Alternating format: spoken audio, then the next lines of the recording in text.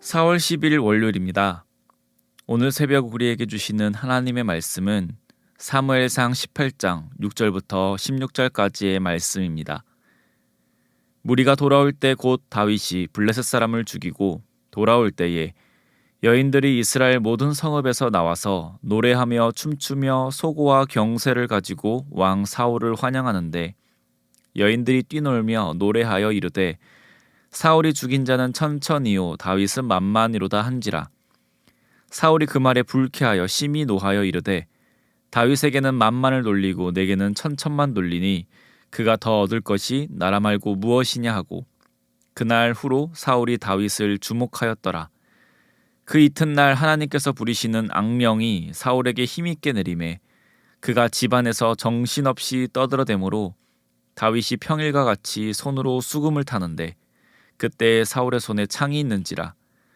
그가 스스로 이르기를 내가 다윗을 벽에 박으리라 하고 사울이 그 창을 던졌으나 다윗이 그의 앞에서 2번 피하였더라. 여호와께서 사울을 떠나 다윗과 함께 계심으로 사울이 그를 두려워한지라. 그러므로 사울이 그를 자기 곁에서 떠나게 하고 그를 천부장으로 삼음에 그가 백성 앞에 출입하며 다윗이 그의 모든 일을 지혜롭게 행하니라. 여호와께서 그와 함께 계시니라. 사울은 다윗이 크게 지혜롭게 행함을 보고 그를 두려워하였으나 온 이스라엘과 유다는 다윗을 사랑하였으니 그가 자기들 앞에 출입하기 때문이었더라. 아멘.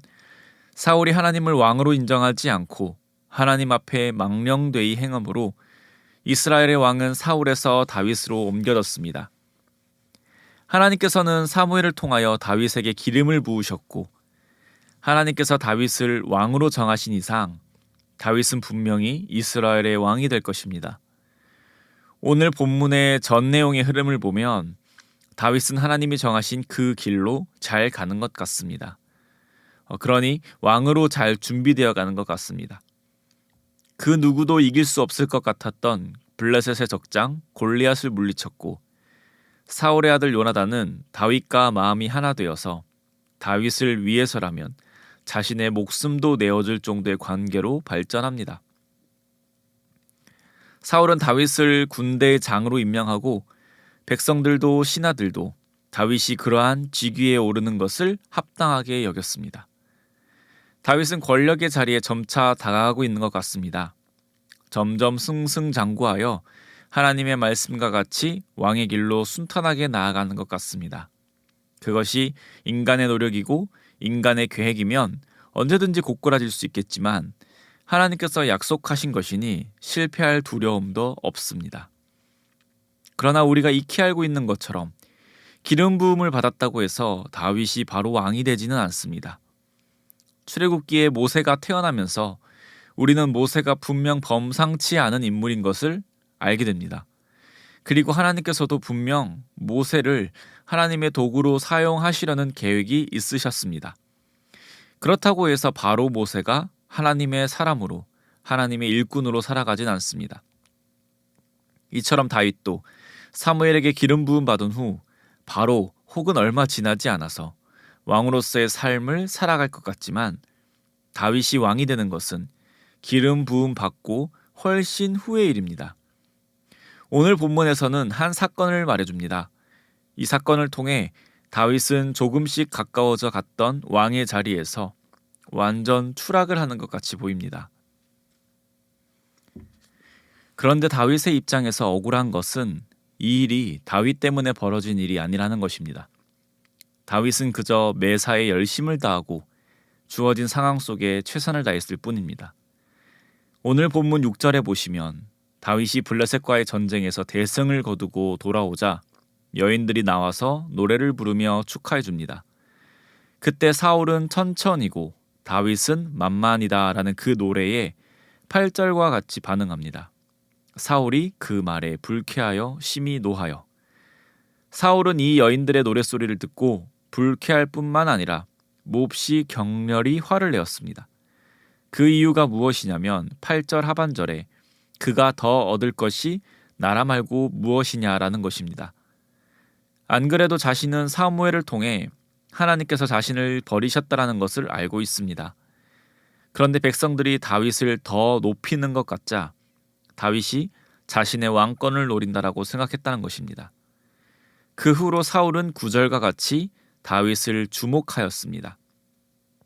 물론 긍정적인 주목은 아닙니다. 다른 번역본에 보면 이 주목을 다윗을 시기하고 질투하였다, 다윗을 의심하기 시작하였다라고 번역하였습니다. 다윗은 자신의 의도와는 전혀 상관없이 그 당시 최고 권력자에게 찍혔습니다. 그 찍힌 수준이 조금 밉보이고 이 정도가 아니라 언제든지 반역을 일으킬 수 있는, 자신의 왕권을 위협하는 위험인물로 찍혔다라는 것입니다. 그리고 그 찍힌 것으로 인한 고난은 바로 이튿날 닥치게 됩니다. 10절에 보니 그 이튿날 사울의 손에 창이 있었는데 11절에 내가 다윗을 벽에 박으리라 하고 사울이 다윗에게 창을 던졌습니다. 성경에서는 그의 앞에서 2번 피했다라고 그 횟수를 명확히 말해주고 있는데 사울은 2번 창을 던졌고 다윗은 2번 피한 것입니다.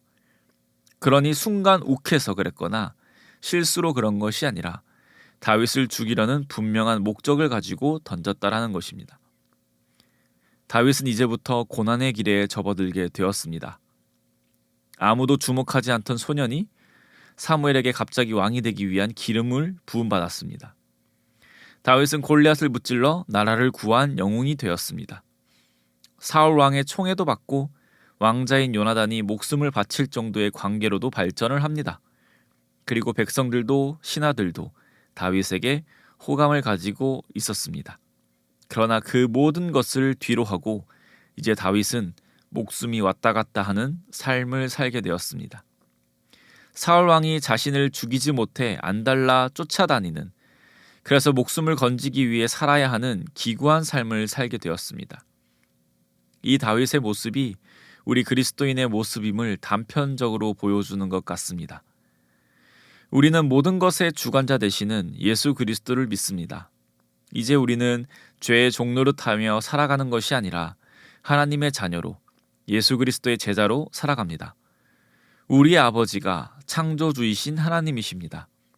우리를 지켜주시고 보호하시는 분이 모든 것을 다스리시는 하나님이십니다. 그런 그리스도의 인생 앞에 거칠 것이 없어 보입니다. 늘 탄탄대로를 달릴 것 같고 하는 일마다 잘 될 것 같습니다. 세상의 그 어떤 고난과 어려움도 더 이상 닥치지 않을 것 같습니다.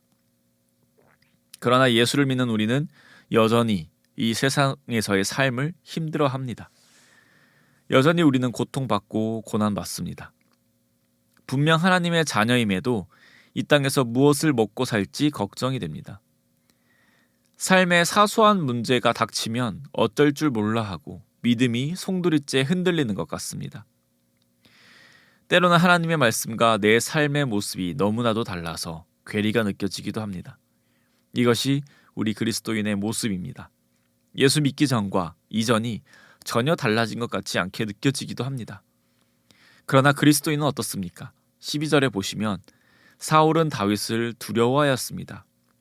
이 짧은 본문 속에서도 15절에도 사울이 다윗을 두려워하였다라고 말하였습니다. 사울은 다윗을 두려워한 것입니다.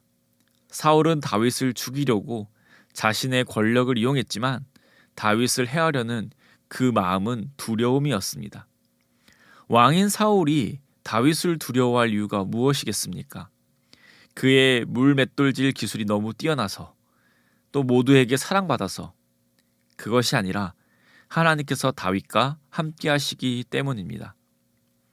그리스도인들이 예수를 믿고 살아가는 것이 세상 사람들과 별 차이 없게 느껴진다 할지라도 완전 다른 인생을 살아가는 이유가 무엇일까요? 바로 우리가 예수 그리스도를 믿기 때문입니다. 예수 그리스도가 우리와 함께 하시기 때문입니다. 우리의 열심을 따라서 우리의 성공 여부가 달라지는 그런 삶을 살아가는 것이 아니라, 이 세상에서 혈혈단신으로 살아가는 것이 아니라 하나님의 보호하심 아래, 하나님의 인도 아래 우리는 살아갑니다. 그렇기에 고난과 아픔이 우리를 힘들게 할 수 있으나 우리를 무너뜨리지는 못합니다. 정말 목숨을 잃을 것 같은 상황 속에서도 그것이 우리의 구원을 빼앗을 수 없기에 우리를 멸망시키지 못합니다. 이 믿음이 있기에 우리는 오늘도 그리스도인으로 기쁨으로 살아갈 수 있습니다. 사랑하는 성도님, 우리에게 부어주신 이 놀라운 은혜를 오늘도 함께 믿음으로 고백하길 원합니다. 나를 위해 친히 십자가 지시고 부활하신 예수 그리스도를 의지함으로 오늘 한 주를 살아가길 원합니다. 모든 것을 주관하시고 다스리시는 하나님께서 나와 항상 동행하시니 그 믿음으로 우리 삶에 닥쳐오는 그 어떤 어려움에도 기꺼이 살아내시기를 소망합니다. 그리하여 삶의 모든 것을 통하여 하나님께 영광 올려드리는 우리가 되기를 소망합니다. 기도드리겠습니다. 하나님 아버지 감사드립니다. 오늘도 하나님을 믿는 믿음으로 산다라는 것이 얼마나 귀하고 복된 일인가를 고백합니다. 예수님을 믿는 믿음으로 살아가는 것이 참으로 복된 일이지만 우리 너무 연약하여 그것을 복으로 여기지 못하고 하나님께 불평불만으로 살아갈 때가 참 많습니다. 이상하리 많지 삶의 작은 문제에도 믿음조차 흔들리며 신음하는 우리의 연약함을 또 많이 바라봅니다. 그런 우리를 아시는 하나님께서 하나님의 신실하심과 하나님의 인자하심으로 우리를 끝까지 이 길로 인도하실 줄을 믿습니다. 우리를 항상 주님의 선한 길로 인도하여 주시옵소서. 이번 한 주도 살아갈 때에 하나님의 백성으로 날마다 말씀 속에서 살게 하시고 말씀을 우리의 의지로 실천하며 살아가는 은혜 또한 허락하여 주시옵소서. 그리하여 그 모든 것이 우리의 기쁨이 되고 또한 우리의 그 삶을 통하여 하나님 영광받아 주시옵소서. 그렇게 해주실 줄 믿사오며 이 모든 말씀 살아계신 우리 주 예수 그리스도의 이름으로 기도드립니다. 아멘. 이 시간 함께 기도하실 때에 주신 말씀을 붙들고 기도하시고 주간 기도 제목에 따라 부산과 민족과 또 한 주간 승리를 위해서 함께 기도하겠습니다. 먼저 부산과 조국과 한국교회 부흥과 교계 지도자를 위해서 함께 기도해 주시기를 바랍니다. 또 성도들의 한 주간의 승리를 위해서 함께 기도해 주시길 바랍니다. 또 무슬림을 위한 30일 기도 제목입니다. 오늘 우리가 함께 기도할 나라는 부르키나파소입니다. 부르키나파소에서 평화와 화합을 위해서 일하는 모든 이들을 위해 함께 기도하길 원합니다. 또 기독교인들이 그들의 무슬림 친구들에게 하나님의 말씀을 나눌 기회를 얻도록 기도해 주시기 바랍니다. 또한 성경을 읽는 무슬림들이 말씀 속에서 그들에게 계시된 예수님을 만날 수 있도록 기도하길 원합니다. 합심 제목과 개인적인 기도 제목으로 기도드리겠습니다.